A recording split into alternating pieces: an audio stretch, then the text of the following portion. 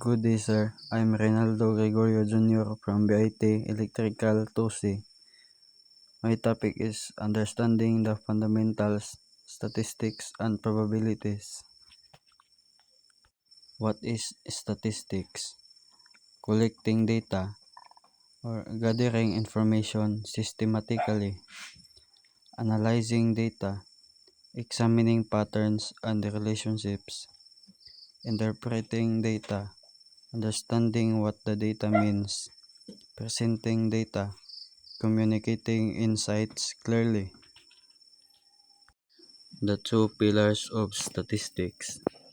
1. Descriptive statistics.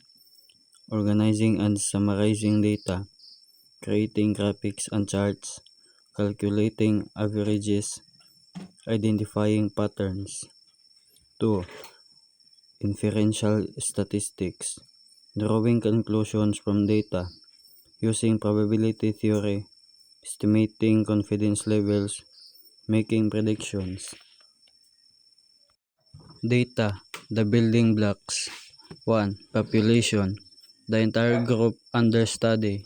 Example, all students at a university. 2. Sample, a subset representing the whole.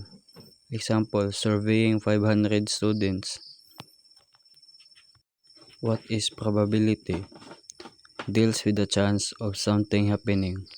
Mathematical tool, studies randomness and likelihood of events. Probability in action, emerging patterns. Random events reveal consistency with many repetitions. And theoretical guidance, 50% chance of heads guides predictions and expectations. Key terms in statistics and probability. Attribute, descriptor for a data column. Example, age, score, gender. Clear data, accurate, complete, ready for analysis. No error or missing values.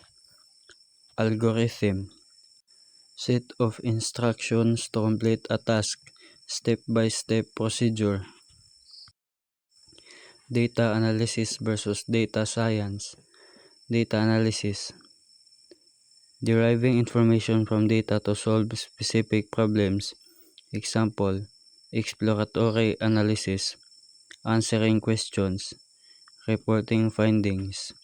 The data science, broad field encompassing analysis, prediction, and forecasting using data. Example, building models, machine learning, future predictions. Why this matters? 1. Better decisions. Make data-informed choices in life and work. 2. Gaining understanding.